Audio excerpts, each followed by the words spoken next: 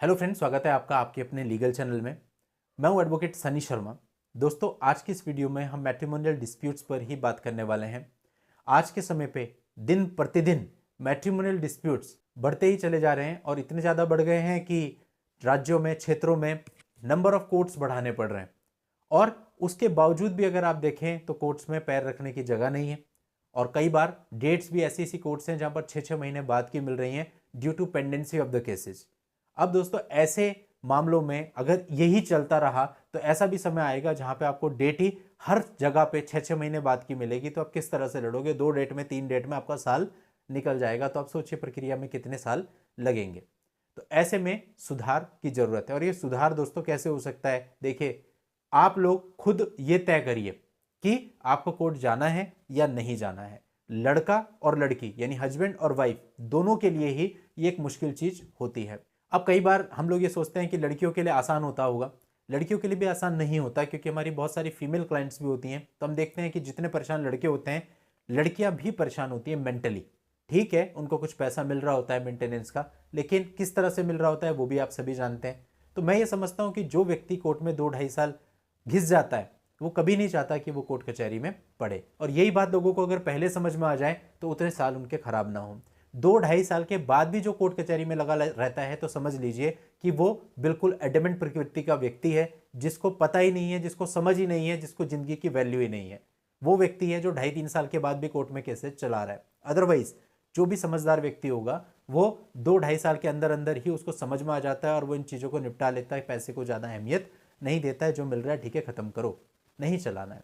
और दोस्तों, आपको आपका जो वाइस डिसीजन होता है वो यही होना चाहिए कि इस चीज़ को आप कोर्ट कचहरी में ना जाने दो। कई बार मैं कमेंट्स पढ़ता हूँ जिसमें दूसरे लोगों पर एलिगेशंस होते हैं कि भाई वकील ही ऐसा कराते हैं। कई बार मैंने देखे इस प्रकार के कमेंट कि जो वकील होते हैं वही तो मुकदमा दर्ज कराते हैं। कई बार पुलिस पे उंगली उठी होती है, कई बार जजेस पे उंगली उठी होती है। लेकिन दोस्तों, इसमें एक चीज़ समझने की है, क्या कोई वकील, क्या कोई पुलिस वाला, क्या कोई जज साहब पार्टी के घर जाते हैं कि आप कोर्ट में आओ? कभी नहीं देखा होगा आपने।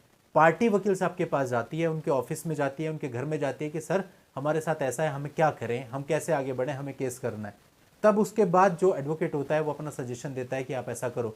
पुलिस का रोल भी तब होता है जब आप पहले पुलिस को कंप्लेंट करते हो, उसके बाद पुलिस वाले आगे कुछ करते हैं। तो शुरुआत तो आप ही की तरफ से हो रही है ना। यदि आप दोनों ही पक्षकार खुद ही कोर्ट कचहरी पुलिस तक ना जाएं तो चीज़ें आगे बढ़ेंगी नहीं। तो इसलिए दोस्तों, जब हम किसी पे उंगली उठाते हैं तो 3 उंगली आपकी खुद की तरफ इशारा कर रही होती हैं कि पहले आप खुद को देखिए, आप अपने एंड पे कहाँ मिस्टेक कर रहे हो।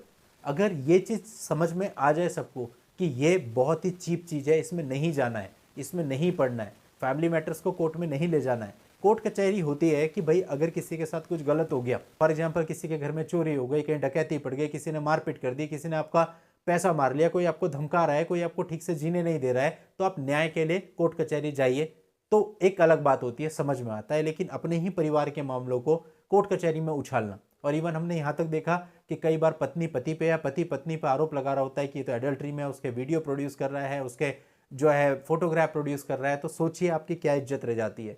कई बार उन्हीं चीज़ों से रिलेटेड क्रॉस क्वेश्चनिंग आपसे होती है और आपको उसके जवाब देने पड़ जाते हैं, वह लिखवाना पड़ जाता है स्टेटमेंट। बाद में अगर मामले हाई कोर्ट या सुप्रीम कोर्ट में जाते हैं तो उनके जो जजमेंट्स होते हैं वो ऑनलाइन अवेलेबल होते हैं, जिसे पूरा भारत, इवन पूरा वर्ल्ड देख सकता है। तो आपकी क्या इज्जत रह जाती है?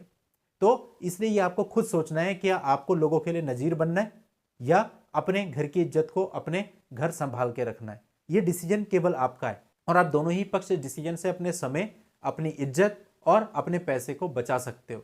जितना पैसा आप यहां पे खर्च करोगे उतने पैसे से आप दोबारा खुद को एस्टेब्लिश कर सकते हो। अब आपकी सोच पर सब डिपेंड करता है कि आप क्या सोचते हैं।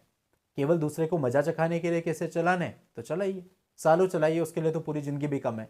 लेकिन अगर आप वाइसली अपने बारे में सोचते हैं और आपको जिंदगी की कीमत पता है कि खराब नहीं होना चाहिए, तो डेफिनेटली आपको इस मैस में पड़ना ही नहीं है, इससे बाहर आना है। और ये बात मैं दोनों पक्षकारों के लिए कह रहा हूं, चाहे वो लड़की हो या लड़के हो। अभी ऐसे कमेंट भी आ सकते हैं कि सर मेरी पत्नी तो मानती नहीं है या मेरा पति तो मानता नहीं है। ये एक जने के लिए नहीं है।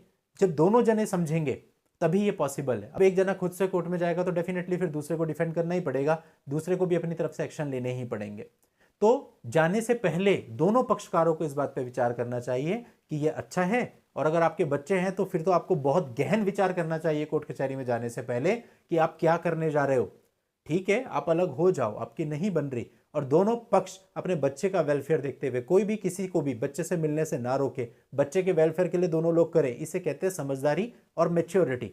लेकिन अगर हम कोर्ट कचहरी में झगड़ रहे हैं, हमें बच्चे से लेना देना नहीं है, किसी एक पक्षकार पे बच्चा है, दूसरे से उसको मिलवा नहीं रहा है, बच्चे के लिए भरण पोषण नहीं करता है और बच्चे के दिमाग में दूसरी पार्टी के लिए पॉल्यूशन भरता है, तो फिर आप एक बहुत बड़ा पाप कमा रहे हो जिसकी सजा आपको भुगतनी पड़ेगी, जिस बारे में सोचने का भी आपके पास टाइम नहीं है। लेकिन जब वो चीज़ आपके सामने आएगी तो फिर चिल्लाने के अलावा, चीखने के अलावा कुछ और हमारे पास बचेगा नहीं। तो इसलिए दोस्तों, वाइसली चलिए, ध्यान से चलिए, अपने परिवार को बचाइए।